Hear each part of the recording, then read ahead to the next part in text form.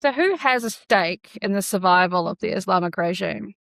Very good question. So inside Iran, of course, there's security apparatus. So this is the Islamic Republic Guardian Corps or Sepah Pastaran, Basij, intelligence services, and economic networks that they have.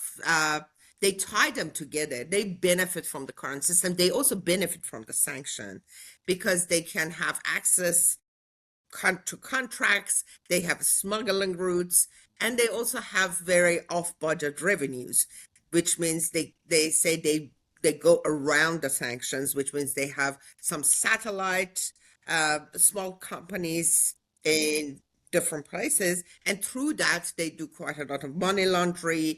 They can bring a lot of contract for themselves rather than to distribute it nationally. But regionally and globally, some actors like Russia and China, they value Tehran as a partner.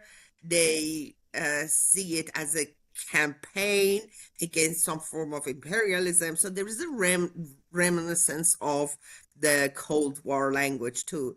They use Tehran to create pressure on Western countries, particularly the United States.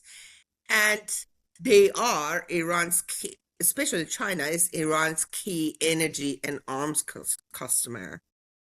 So sudden change collapse and sudden regime collapse would threaten China's strategic investment and Russia's strategic investment. We will talk about these two in more details later on when we think about the regional and the global aspects of it.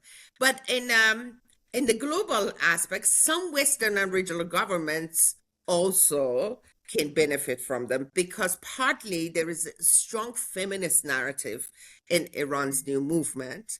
And the other part is that they somehow are feared of regional instability, even if they are publicly critical of regimes, economic or support of terrorism in the region. They believe that the collapse of the regime can significantly hinders the economic development, and to a degree so.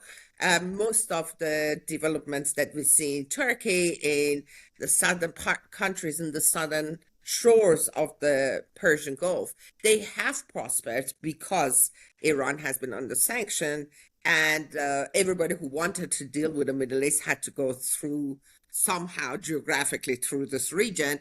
So it means that the collapse of the regime definitely um, would stop or slow down the rate of the economic progress.